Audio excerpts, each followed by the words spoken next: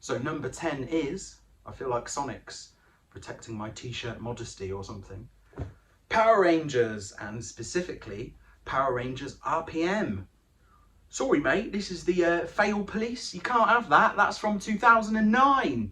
Yes, I am aware that the 17th season of Power Rangers, which was Power Rangers RPM, was from 2009, so I should be focusing on a season from 2021 or at least 2020 or something like that. So Dino Fury should be here, but hear me out, and it's my channel, so I can kind of have little naughty things like this. So because this was a weird year, I kind of was getting through Power Rangers, and there's like 1,000 episodes. That was like my task for 2020, and even through all those lockdowns, it took me a while, but we were still having lockdowns in 2021, so I was forcing myself through the awful season of Jungle Fury, which was before Power Rangers RPM. Absolutely hated that season. I was finding it really a struggle to get through, just really boring, didn't like the Rangers, and I did actually think to myself, am I gonna have to stop because this is such a bad season? And then, breath of fresh air, RPM came along. Wow, it just kind of wasn't like standard Power Rangers. There was depth to it.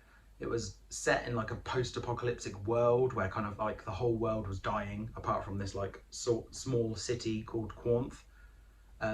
All the Rangers had depth, all the Rangers had backstories. The helper, kind of like advisor person, character that they normally have in every season, kind of gets a bit of a story, but this one, Dr. K, fully fledged backstory. She was really good. All the Rangers I liked, and it just blew me away in the fact that it was so good, and it got me re-energized back into Power Rangers, because Jungle Fury, terrible. And some people have said to me, why are you watching all the seasons? And I just thought, I really want to go to Morphicon, and I was supposed to go in 2020, but everything, got messed up because of the pandemic, so hopefully 2022, fingers crossed, is the year for it. And I didn't want to go to a panel or sit through something where there was a set of Rangers or a series that I just wasn't into. So if there's any Jungle Fury figures released in the Lightning Collection, won't be getting them. Just really didn't like it. But RPM, so good. Even if you're not like a Power Ranger fan, I think it would be even good for anyone, just because it was just so in depth for something that's kind of supposed to be aimed at children. I mean, there was a little bit of a crossover with Power Rangers not a crossover, sorry, a parallel with Power Rangers in Space, when they had like a brother-sister dynamic, because Dylan's sister was evil, but then she was good and all that stuff. I mean, oh god, that's a spoiler, isn't it? But, it was from 2009.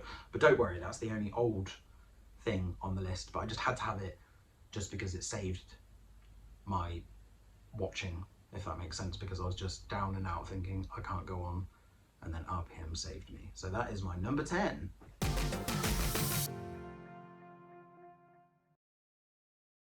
I feel like Sonic should be my official mascot or something, but he is hiding number 9, which is Marvel's animated series, What If? So I did actually cover this before in a video I did, looking back at the series, giving my thoughts, and also looked at a Lego set. I was hoping to look at the Marvel Legends wave, but it hadn't come to the UK yet. And I still don't have all of it, I only have 2 of them, so I need to get cracking and get those. But that Spider-Man's quite hard to find. Anyway, What If? I think it's a great concept. I think it could work in loads of other series of Star Wars, sci-fi, fantasy, anything like that would be really good. Just seeing what characters would do in an alternate universe. Very clever. Standout episodes for me, definitely the zombie one. I could have a whole season of that, because I like zombies anyway. I just thought it was really cool. I love anything zombie-ish anyway. Love The Walking Dead. It went a bit rubbish. It's okay again now. Sorry, tangent. But yeah, I just really enjoyed it. I thought the animation was great. The first episode was a little bit formulaic, because it was what if Agent Carter had become Captain America instead, if she had the serum. And it kind of was like the same story as the Captain America film. But then the rest, all really good. It all connected really well. And we're getting a season 2, which is really good. Highly recommended it, loved it, just want more figures.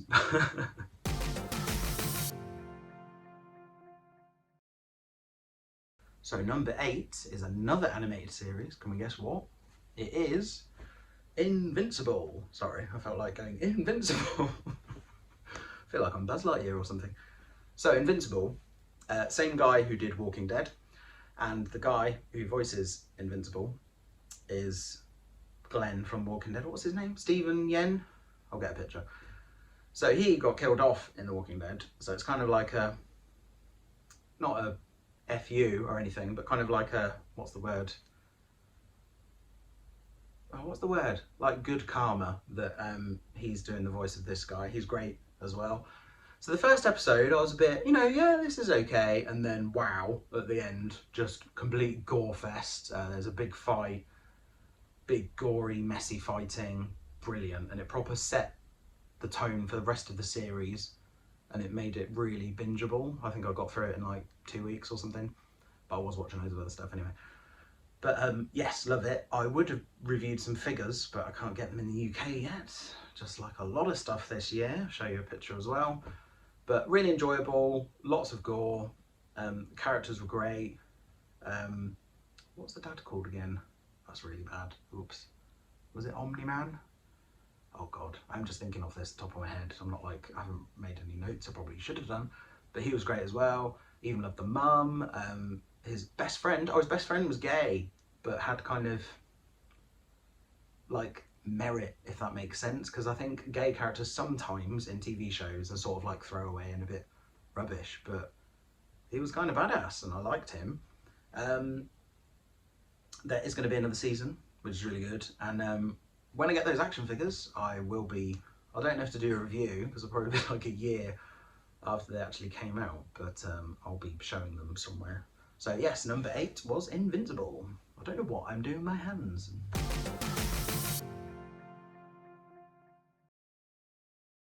Number 7, what is it, Sonic? It's The Boys. So I've been very bad because I didn't watch season 1 till this year. Why not? Right up my street. There's definitely a show I should have watched. My mate Ewan kept telling me to watch it for ages and I didn't. And why? Why didn't I? So I watched both seasons very quickly. Proper loved it. Straight away, boom, and I mean straight away, like within 2 minutes, straight into the action, boom, so good. Really gory, really brutal. Carl Urban as Billy Butcher is amazing, and he proper steals the show for me. He's really, really great in it. I mean, I really liked him as Judge Dredd and in Star Trek and other stuff he's done. I just think he's awesome. It takes a look at superheroes, kind of if they were real, you know, the kind of commercial side of it, and, you know, like being on social media and, you know, just kind of marketing everything out of them. It deals with a lot of sexism, especially with this character, Starlight. So I have action figures. I will be doing a review on these. I got these for Christmas. So I got, oops, I forgot his name. That's really bad. I'm so bad with names at the moment. Homelander. So I've got Homelander and I've got Starlight. But there's no Billy Butcher figure in this series from NECA, which is really annoying. And I hope they do him soon. And there's loads of characters they could do, because there's loads of superheroes. But yes, there's sexism. There's, like I said, the social media side of it all, corruption. Like Homelander is a evil git. What more can I say without kind of giving too much away? There is a season 3 coming next year, which I'll definitely be binging straight away and not waiting for, like I stupidly did before. I think I've actually got 3 hoodies and a t-shirt, and yes, I want all the figures and everything because I'm obsessed. I think it was actually based on a comic book, which I haven't read, which I want to read now.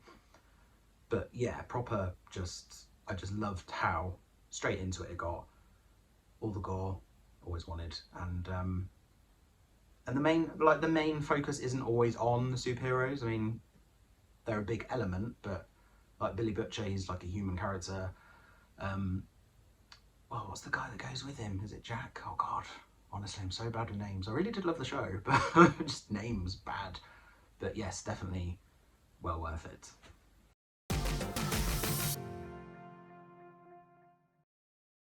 Number 6 is Sex Education Series 3. So I love Sex Education. I remember binging the first series in like that. Binge the second series as well. One little gripe I have though is that they kind of had a bit of a crappy plot device for them to be wearing school uniform because it's set at school, and I think they did that because some of the actors look a bit older. I think Maeve and Adam, I think they look way older than the supposed teenage kind of high schooler. I know they always cast people who are older usually, but that's why I really love Skins, because everyone was cast the same age, you know, around 17, 18, and they were supposed to be that age, but only a little gripe. But it's just such great character development on all of them. They have a non-binary character who they explain that very well. You know, to people who might not understand it. What else? Just all the relationships and everything. Otis I love, Maeve, Amy, oh, Amy's probably my favourite. But just all the intertwining things. Gillian Anderson, amazing as always, although I think she should have been in it a bit more this season because she's one of the highlights, but just loved it. There is going to be a season 4, and I kind of think they should sort of stop then with that cast, because they are getting, you know, you can have too much of a good thing, and I think I don't know, do we really need to see them going to uni and stuff like that? Probably not, and I think it will just kind of lose it a bit, but I did really enjoy it. There were some really sad bits, but yes. Did you watch it?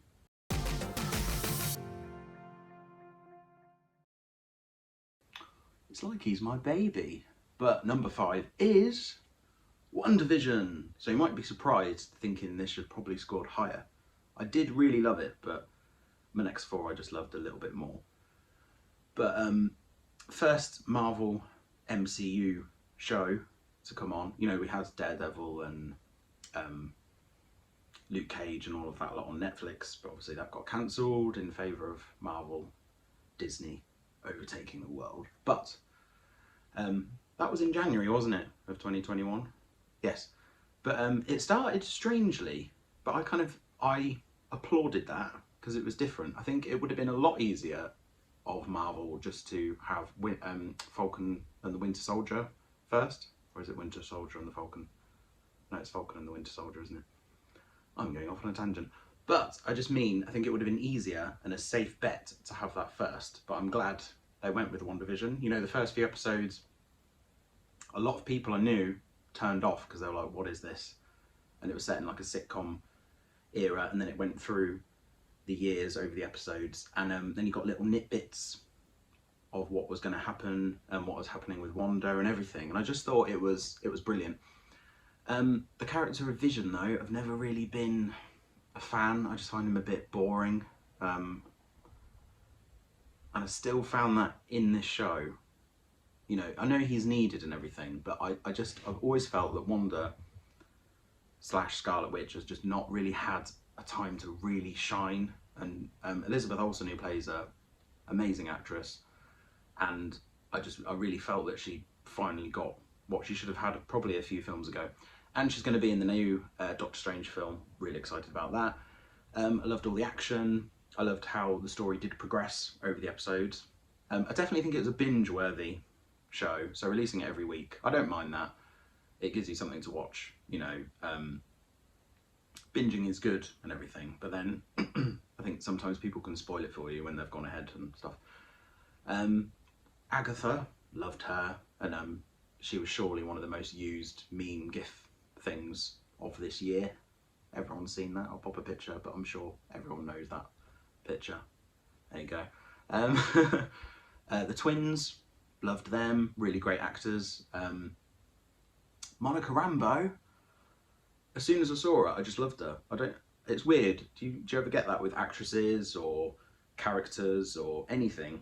Just straight away, just loved her straight away. Definitely need more of her, but she's going to be in the next Captain Marvel film, so that's really good. Who else? Was there a character? Quicksilver. Also, yes, there are going to be spoilers in these, but you know, you should have watched it by now. I try not to do spoilers, but you know, you should have watched it. But yes, loved it, and there might be another Marvel show in the next 4.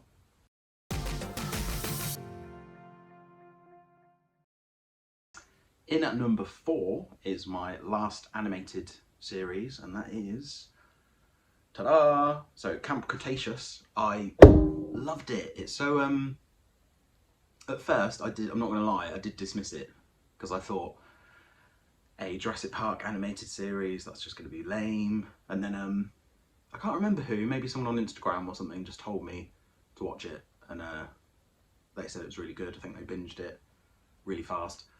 So I started watching it, binged it in 2 days, I think. Has there been 4? 4 seasons, yeah. So the 4th season literally came out beginning of December. For a kid's show, a lot of depth, well, supposed kid's show, a lot of depth. You have 6 teenagers who get trapped on the island. And I just thought there'd be no grit or peril or anything. All 6 of them have depth, all 6 of them have their own merit and their own quality to bring to the show. There's even cliffhangers on some of the episodes, so it keeps you watching. And I just don't know, I've never really had a binge-worthy kids program before, but just love it. I think out of the 6, I love all the characters, but out of the 6, I think Yaz is my favourite, because she's kind of a bit broken and a bit, you know, she's not really had friends before. She's used to just being really independent and not really opening up, and she does over the course of the series, so I really loved her. Just a really good show. Plus, Steven Spielberg is involved in it, which I was quite surprised about, because I was like, oh, okay, that's probably why it's so good.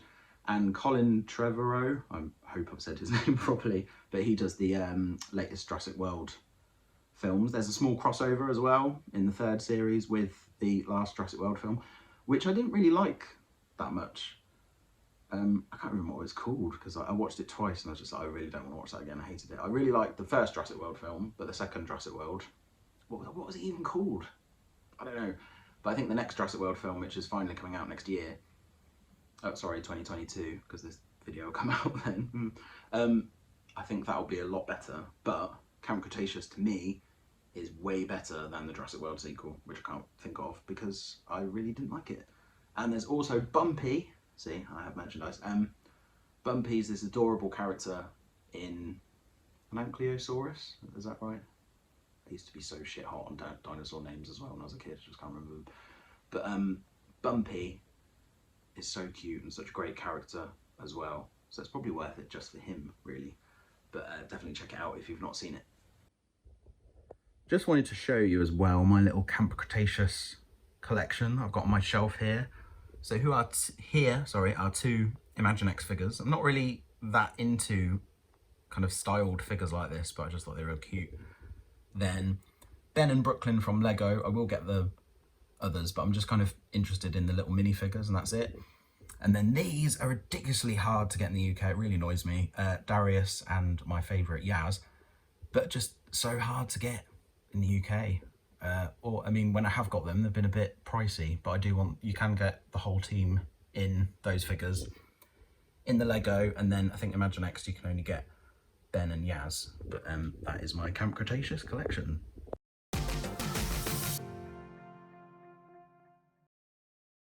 So in at number 3 is, and this might be a surprise, Hawkeye. So this is probably the newest series on the list. I can change my cap as well. I am a marketer's wet dream. I've said this many times before. If I like something a lot and it's got the product name on it of the show I want, I will buy it. But just putting that out there. So, it's weird with this. I don't know what it is, maybe a sidekick, I don't know.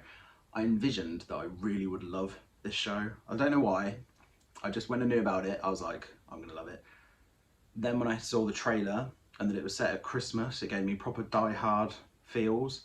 Hayley Steinfeld as Kate Bishop. I love her anyway, and she is amazing. Really, really love her. Hawkeye, I've always liked the character, but I just think he gets overlooked. Like, you know, the first Avengers film, he was kind of brainwashed for most of it. And then he was just very secondary. He had a bit of time to shine in Endgame, and he was really cool as Ronan and everything like that. But still, he just didn't have a lot. And Jeremy Renner is really, like, Jeremy Renner's like 50. Like, I got a Men's Health the other day. I don't really read that anymore because it's a bit up and down, you know. One issue it'll tell you to eat 10 eggs a day, and then the next one it will say 1 egg a day, and it's a bit inconsistent. But I just got it because he was on the cover. But he's 50, peak condition, such a badass. I love the use of trick arrows. I think they should have used trick arrows more in the Marvel films because it just would have made the character more appealing and stuff. But in this, you see the pain that he goes through. You just get much better insight into the character. I so hope there's a series 2 or more. As I said, Hayley Steinfeld as Kate Bishop is such a joy. The dynamic between Jeremy Renner and Hayley Steinfeld is just so good. Like, they're really proper. It's just so there. You know, like sometimes character duos, they're a bit iffy, but they're just great. I need the action figures like yesterday. I need a Kate Bishop doll. I need all of it. I love the dog as well. Lucky, who has he's called Pizza Dog, isn't he, or something? But they needed more of him. There's a baddie in there who's really cool. There's a baddie that comes along from previous series. I don't want to ruin that, but I was very happy that that character was there. What I was going to say, I just proper loved it. And lots of really good choreography. Oh, Yelena's in it from Black Widow, who's definitely one of the standouts of that film, and she's really good. She has great chemistry with Hayley Steinfeld as well. Just proper loved it. And I think some people think, oh, how can you love this more than WandaVision? But it just really worked for me, and I want to binge it again and again just because I really enjoyed it so much. So if you haven't seen it, definitely check it out.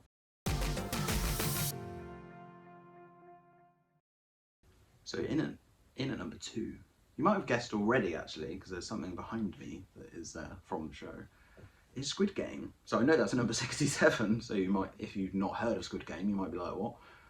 But I've got this cool hoodie from, where did I get it from? Pull and Bear. And then there's a little Squid Game character there. Oh, I loved it. This had to be so high just because I think I watched the first 2 episodes and I stupidly watched it dubbed. I mean, people, what was it? There was that hashtag dub or sub, wasn't there? But watching it dubbed, I was enjoying it, but I stupidly didn't know that you could put the subtitles on, so that was dumb of me, wasn't it? It just came up dubbed straight away, and it just kind of, I think when you watch something dubbed, it doesn't, you know, besides animation and stuff, you don't get the real emotion and stuff from the actual characters. And I don't mind subtitles, I've watched loads of films with subtitles before, but watched the first 2 episodes, then I put the subtitles on for the next ones, and I was up till 3 in the morning finishing it because I was just so addicted, and I was a zombie at work the next day, but it was worth it. I just loved it so much. 67 was one of my favourite characters as well. I cried. There was a scene, I don't want to ruin it for you because it really is a series that could be ruined. You might not have seen it yet. So there's a scene between her and another character, and I sobbed because it was just so, the emotion of it. And it was like number 1 on Netflix for like months, I swear, but properly worth it. You can get Pop Funkos there.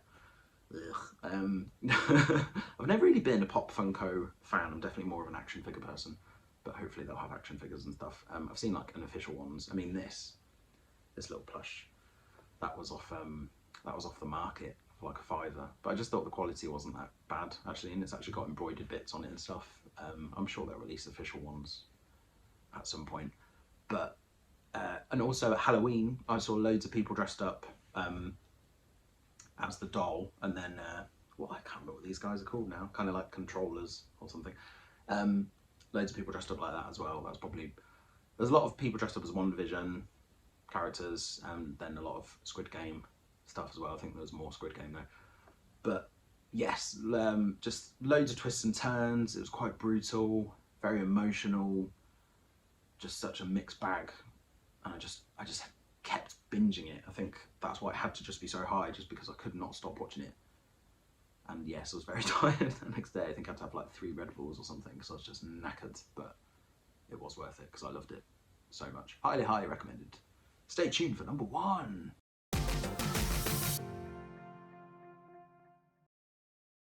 So yes, I'm sorry, I'm just like proper, like the baby Jesus or something. So Sonic is hiding, La! And no, there wasn't a show called La, but my number one of the year, and funnily enough, I remember watching It's a Sin in January, very early on, and I was thinking about this video then, and I thought, it's just so good, I think it might make the number one even then. Oh, I don't know where to begin. So It's a Sin is a series based, and this topic hadn't really been handled before, like small bits and documentaries and the odd character in other stuff, but not like a full-on, proper, full-on series about it. Written by Russell T Davies, who I just think's a genius with writing. He always has a scene in everything he's done. There's always a scene I always remember, and I'm like, wow, you've like hit the nail on the head with that, or proper made me remember it. Or, you know, in Queer as Folk, that scene, the phone call with Vince Stewart, that Australian boyfriend, and then some other people, just so funny, and it was so cleverly done. Doctor Who, God, loads. And I'm so glad he's coming back to Doctor Who. I actually said that in a video like a week before it was definitely announced, and I was like, yes, see, maybe I did some magic, I don't know. But it just, set in the 80s, obviously during the AIDS pandemic, which is kind of like a hard issue to portray, you know, because there's you know, there's still a lot of judgment from people about it. What was great about the show as well, it got a lot of people getting tested for it, which is amazing, because so many people watched it, and that's, you know, that's only a good thing. So it's always good to talk about stuff like that, because then so many people got tested, and that's just brilliant. Ollie from Years and Years was a brilliant find. I didn't think he'd be that great an actor, if I'm honest, but then, you know, because it's always a bit, I know he'd done acting before, but you know, when someone's a singer and then they become an actor or something, you're always a bit like, ooh, you know, like Rihanna in Battleship, you know, meh. But she's got better in other stuff though. But he was amazing in it. Hats off to the set designers and everyone doing the clothes and all that. It was very, very 80s, because I've said before in other videos, Wonder Woman 84 wasn't 80s enough for me, and it should have been, but It's a Sin, Stranger Things, they both hit the nail on the head for that, you know, just getting the 80s-ness. It was really raw, with emotion. I cried. The characters, there was lots of humour as well, great soundtrack. It wasn't afraid to really go for it, you know. I remember seeing Russell T Davies on something, and he was saying, you know, it's not going to be all nice and happy, and you kind of knew that from the start, but then there were just a lot of things I didn't know about. It just really shocked me, just how awful people were, how awful parents were, just because they're just not knowing about it and just being very misguided on it, and just people just got treated like, oh, just like shit, and it was just an awful time, but it was just written so well. And there was a scene, definitely not going to ruin this for you, because you just have to watch this series. I went to my friend's actually, and we binged it in one night because it was just so good, because all the episodes were on not E4, what's it called, 4OD, is that what it is, the on-demand service, so you can watch it all in one go. And we just had to, because we just couldn't stop, because it was just so good. So another late night because of a TV show. But the scene on the pier, when I was saying about Russell T Davies does good scenes, that scene, oh, it was just, I watched it, I remember watching it, and I was just like literally that the whole time, because it just shocked me, just all the dialogue, everything, just the delivery from both the actresses, can't remember them, sorry, but they were both brilliant, loved them. And just there was a shift in the episode before when it went from the suffering patients to the parents, and it was just so, oh god, it was just so good. I know I keep saying it was so good, but you just have to watch it. It was just brilliant, that scene. I still think about it now. I've been wanting to re-watch the whole season again, but I'm not sure if I'm emotionally ready to.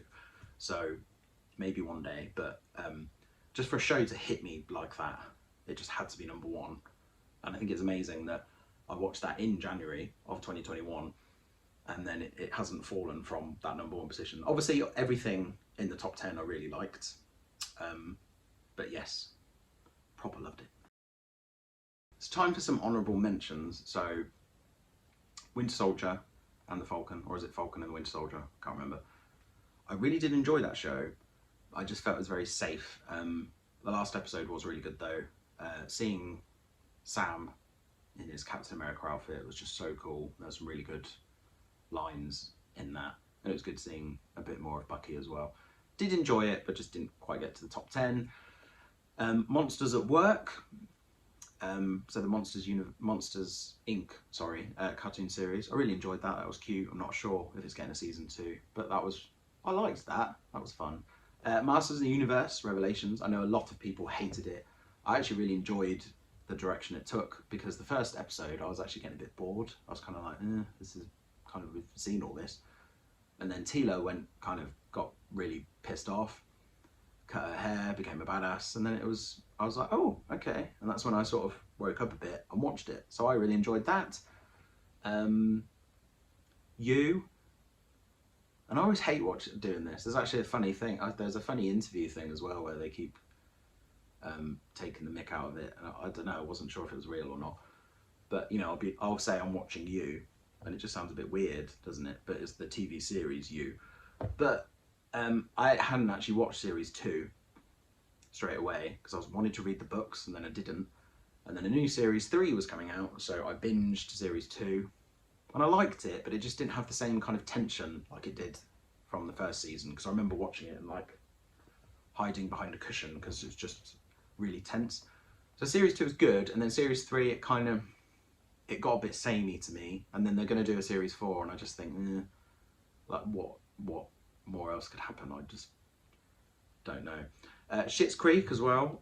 I don't know if the last season came out this year or was it last year, but friends always kept bugging me to watch that, and finally did. Loved it, but I wasn't sure if it was it last year or not, so I don't know, but I really liked that. Patrick and David, proper relationship goals. But yes, they're my honourable mentions, because you always have to do some of them, don't you? So what do you think will make it? What will be my top shows next year? Stranger Things is back finally. I feel like I've been waiting so long for that, like insanely long. There'll be some more Marvel shows. Book of Boba has only just started, so I couldn't really put that on the list after one episode, could I? And there's more Star Wars shows as well, more Marvel shows. I'm sure there'll be more Camp Cretaceous, because season 4 had a cliffhanger. What else is there? I'm sure there'll be loads more stuff. And you know, I think stuff's kind of starting to move on a bit now because of the pandemic and everything. But yes, please remember to like, comment and subscribe.